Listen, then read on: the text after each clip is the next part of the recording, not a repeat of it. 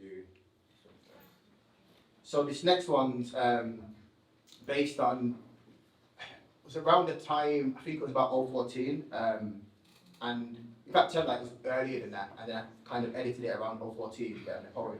It was a lot about, obviously, Black history, and basically, I think a lot of the times it was encouraged towards like Black history, but it was always looking back rather than what we can actually do moving forward.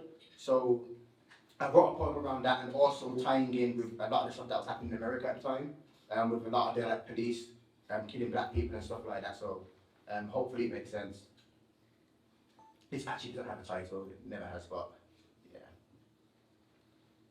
Classroom full of Black youths, and our history's the plight, and playing deaf to the speaker, because they stereotype.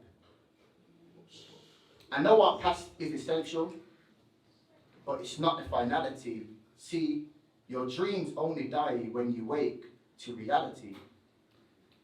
Faith ignores normality, and it's very peculiar how we look into the past while our backs to the future. So if we look into the past, we should discern what you vision. They had us prison to fields, now we're fielding the prisons. Young Black males who once had ambition are now relying on their own vision. Then we wonder why the youth are dying.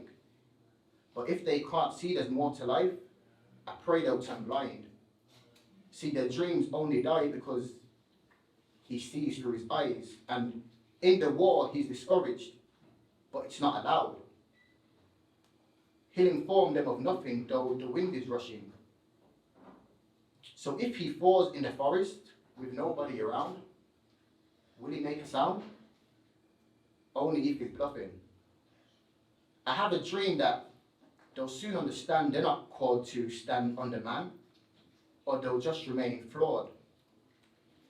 If they discern what's occurred, then their estates become blatant. Once sold to plantations, now they sell the plants they shun. Negroes with egos, and I ain't really talking about the gangs, because we didn't do enough to make a stand. Because if God's people did humble themselves in prayer and seek his face, then he'd wash our sins, and then he'd cleanse our land. Black history is a mystery society supplying. We don't see or completely understand our overlying. So we take the back seat and inevitably get heated. Take a hint. Rosa Parks took a stand by staying seated. See, there's hurdles in our race, so we need to relay. But we're positioned in last because we stay on our marks.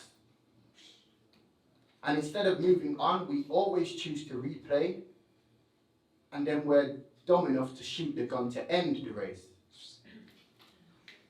Very backwards, and for what cause do we separate? Or choose to treat other races in the same way? But then that's just the same thing, racial segregation. We're made equal, so why add on your speculation? See, be careful not to idolize the race, or we just become the same thing that we're supposed to be against. Because the bondage we face sometimes is not a mystery, repeated in history, and it's remarkable to trace, but what's sad is, sometimes when a Black guy is successful, Black people undermine their story that they've undergone to overcome, but they try to take the glory. I can't see the purpose, and I can't seem to relate. We complain of art or treatment, yet we're doing just the same. Because ain't it silly how we're chained with our own hands? Unity is strength. It's no wonder we don't stand. We walk in stick, blinded by our own dark. Lacking sight we stumble, re-engraving our old marks. It's sad to see, because sometimes we don't show that we're equal, and this growing generation never learned to love people.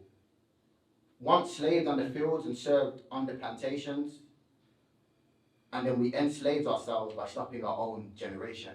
Thank you.